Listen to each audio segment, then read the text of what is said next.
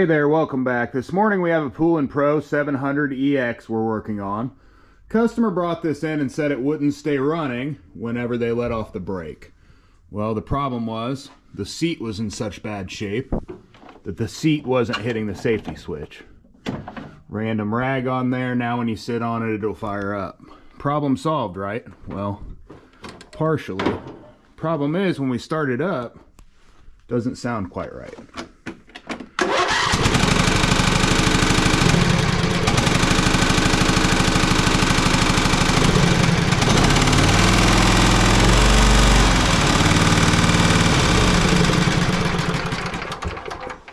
Now with a trained ear, that sounds to me like it's running on one cylinder. People will think this problem has something to do with the carburetor. They'll think this problem has something to do with the gas a lot of the times.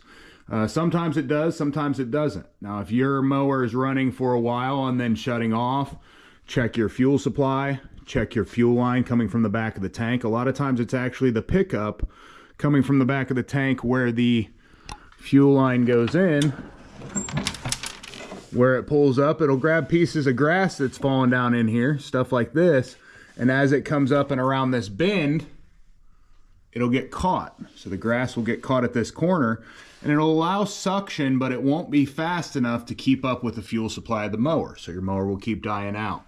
One of the most common things that happens with mowers dying out after 15 or 20 minutes, sometimes takes up to 45 minutes or an hour, depending on what mower it is and the situation, what's clogging it, things like that. This sounds to me though like it's running on one cylinder. It doesn't just have low power because of a fuel issue or a carburetor issue.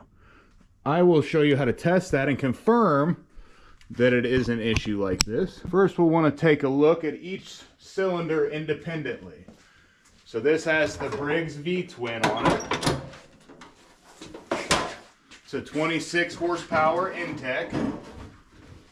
They've got some known issues, but they are a relatively good engine in my opinion. To test each side independently, basically we will want to pull a spark plug wire off and see if the opposite side will run without it. You've got a spark plug here and a spark plug on the other side. If you pull the wire out and hold it over to the side. Now people will tell you to ground out the spark plug and things like that. It's not going to matter for testing purposes if you leave that thing off for just a second.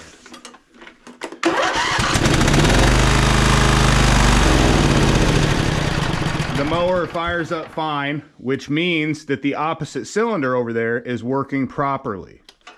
That means that the valves are working on it. That means that the spark's working on it and that it is getting compression, because we completely took this whole side of the engine out of the equation. Let's check this side.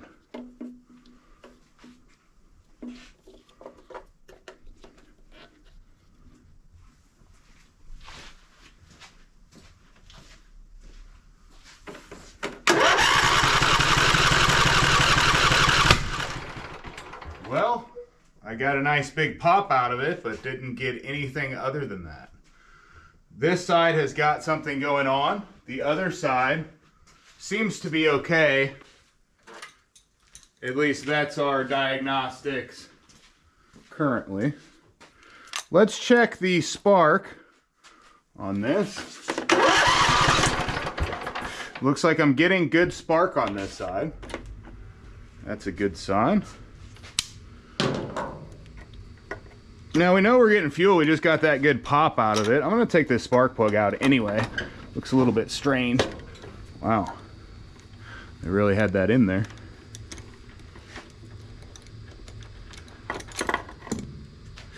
Oh yeah, okay, so that's a gold spark plug. Briggs Stratton. You can tell it's been in there quite a while, but obviously hasn't been doing anything. The tip is basically brand new. There's a bunch of oil and stuff like that on it. We know we're getting spark.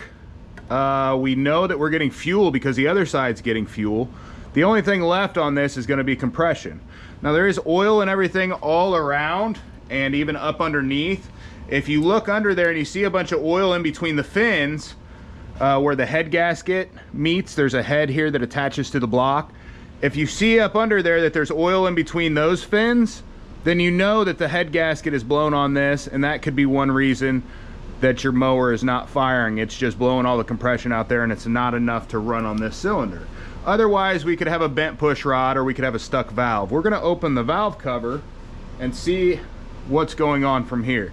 Now, if you've got a compression tester, you could throw a compression test on it.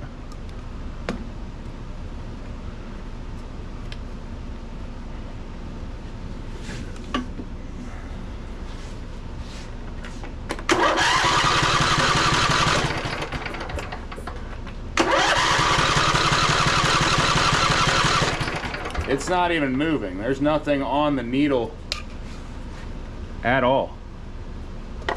Question is the piston moving? We know we don't have compression. Even if you didn't have a compression tester, we'll show you how to check it by just opening the valve cover. But let's turn this over. So the piston is moving up and down. We know this because I've got the screwdriver right on the top of the piston. And it's moving in and out as I turn the engine over. That means that one of these valves is likely stuck open, causing this issue. That's just the evidence from the pop that we heard and the zero compression with the piston moving up and down. Even if the head gasket was blown out pretty bad, you'll still get something, and a lot of times you'll hear a whooshing noise coming from it.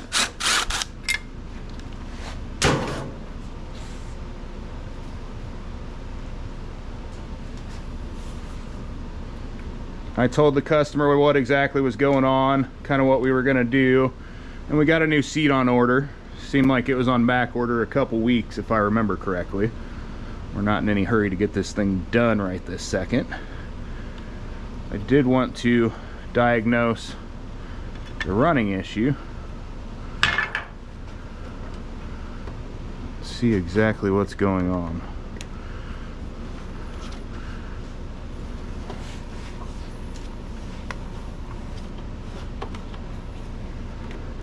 Now with our top valve in, which is our intake valve, our exhaust valve is still in. It's not interesting.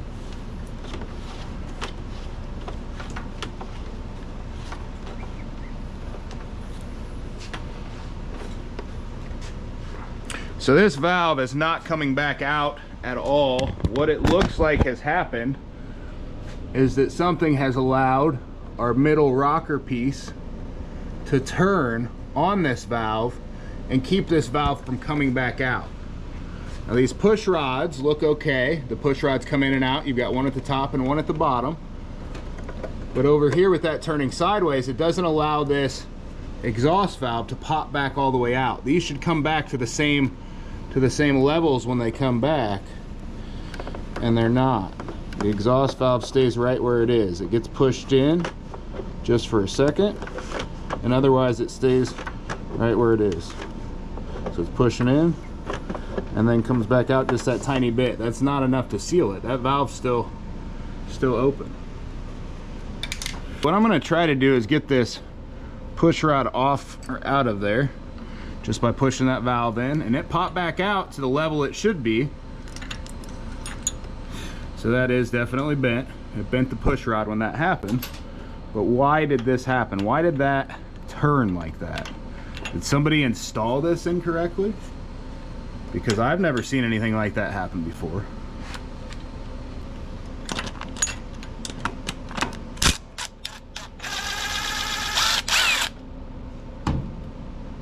Yeah, so that is locked down in the position that you put it in.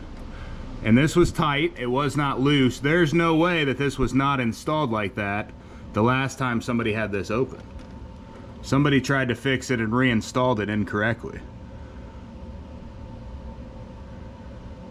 Gonna get a push rod and see if we have some different rocker accessories and get this thing put back together. Before we go any further, I'm going to blow all the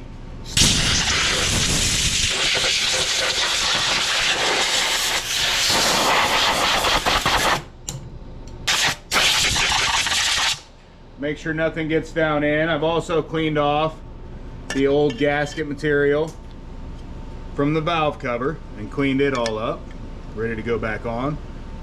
No residue or leftover gasket along here at all.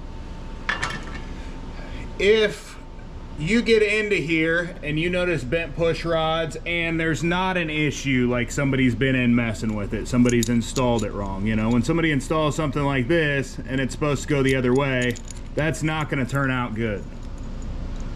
The original screw was kind of stripped on the end, so we replaced it with one that has good threads. And then we also got another piece of the rocker to make sure that one wasn't too bad. If you get in here and notice bent push rods, or you notice something amiss or any of these loose, if your stud is loose here, you want to address that. Make sure the threads are not stripped out. Make sure when we tighten this down, it goes back to a good torque spec. Make sure it's tight. The valves, when they go in and out, these should both come back out the same amount. If this one is not even with this one, when they're both released, when there's no pressure on them, when they should be loose, then one of them's stuck. Now, if one of them's stuck in, what you can do real easy is just spray a little lube down on the base of the stem and just hit it a couple times or move it in and out a couple times until it stops sticking. A lot of times that'll free it up. Push it in. You can kind of try to turn the whole stem and everything as you do it, and that'll seat the valve in a different spot. That'll turn the valve. You can get that rust freed up off of that stem. A lot of times it's just surface rust that's actually on this stem down at the valve guide that keeps these valves at a stuck position, and it just needs cleaned off in order for this valve to move freely again. That can cause a push rod to bend and lots of things to happen in here real easily. Now, if both your studs are good, don't worry about that, but you'll want to check your valve spacing while you're in here also. If you take the plugs out, it's a lot easier to turn this over to get these adjusted. And all I'm doing again to get this out, you can take that middle screw, but I'm just pushing in on the valve and letting that drop out. Bent push rod.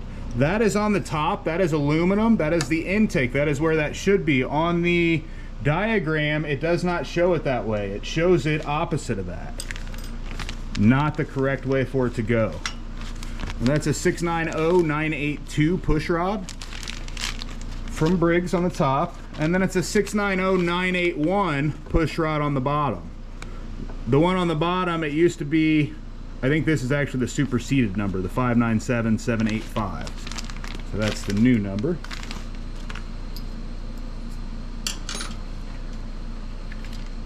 You've just got to find straight in the circle where the pusher that comes off of the camshaft goes. We're going to check this to make sure it's tight afterwards, and then we'll check this valve spacing also. To put this back on, kind of the same thing. It seems really loose. It shouldn't be that loose. That's extremely loose.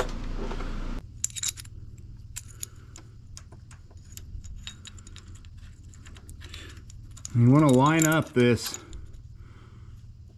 square part to the back when it clamps down, and it's got to be in the way that's even with the other side. If it spins, it's going to be on there exactly the way that the other person put it on there.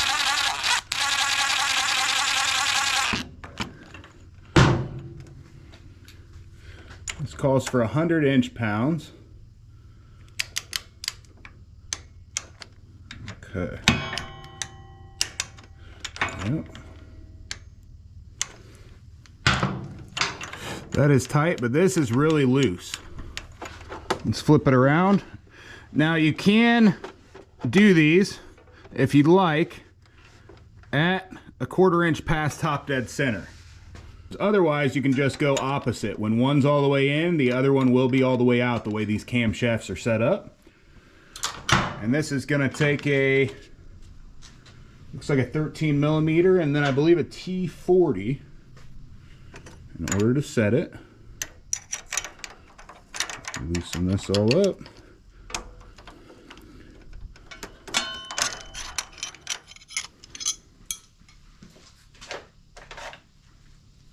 Now on these it says 4 to 6 thousandths for the adjustment on both the intake and the exhaust. I'm going to tighten this. You tighten your star to make it tighter. Close the gap.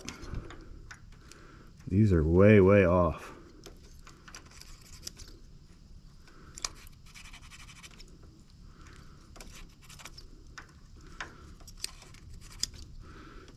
Getting closer.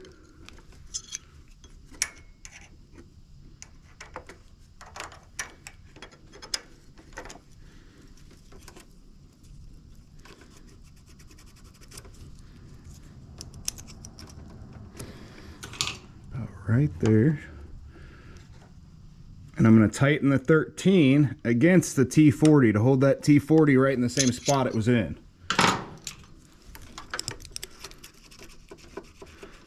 That is good.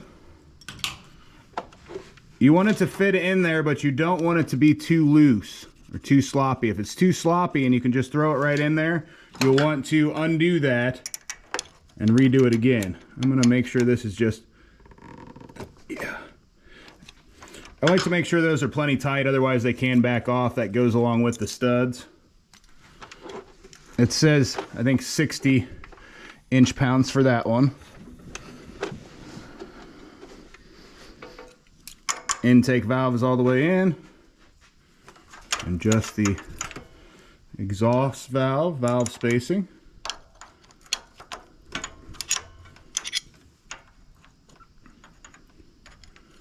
If everything here is good and everything's moving in and out, you replace your push rods and then you still run into issues. You probably got an issue internally with something hanging up on either one of the pushers that actually pushes the push rod, the tappets. Or something else internally.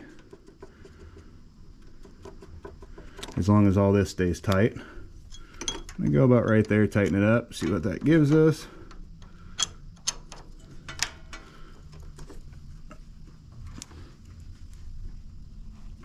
Okay. Nice and tight against there.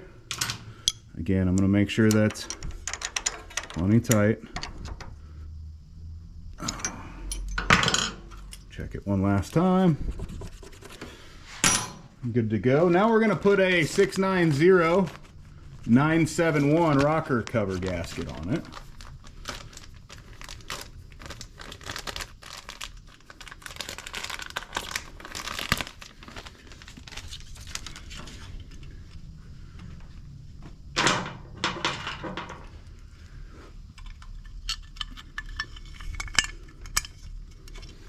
You can turn these over, make sure everything works good and everything's coming out where it should be, and the valve spacing stays the same as it goes around. It's hard without those other spark plugs out.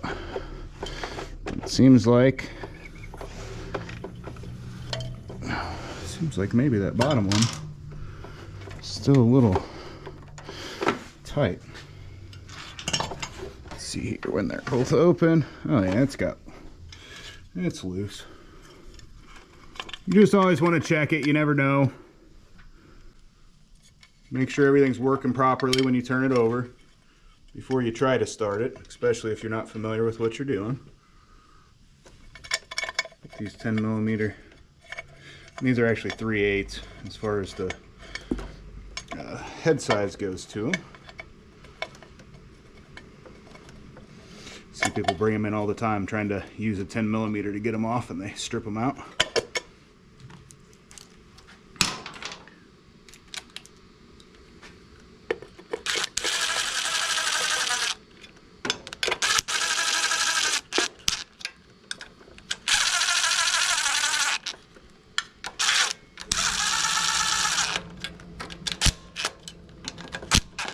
You don't want to over tighten that. It's got this line here that sits in that gasket. If you do over tighten it, it will split. back on.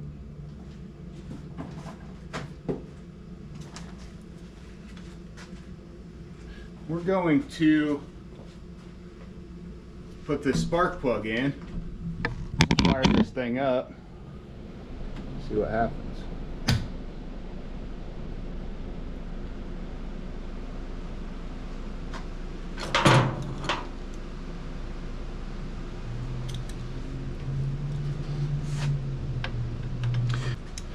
It's the version Briggs Stratton plug that we use.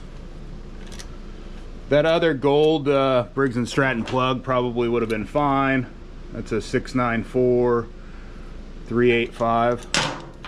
They've just got kind of that smaller, almost E3 looking tip to them.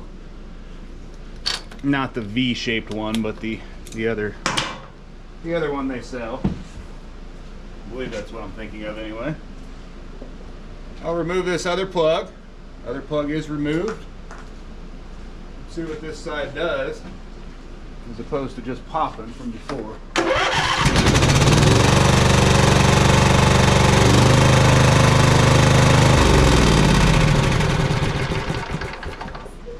Well, the mower is running on just that one cylinder now.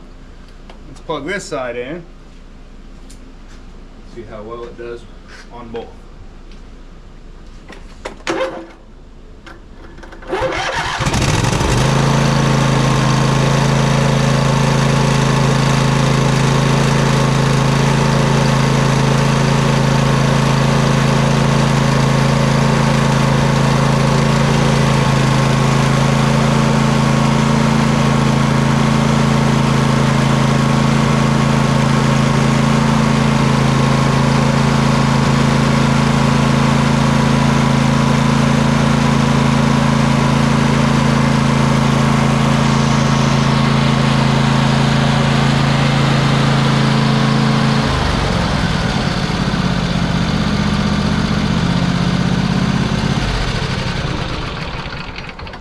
Well, besides all the smoke rolling off of it, burning off of that side that hasn't been ran in quite a long time, I would think, everything's working properly.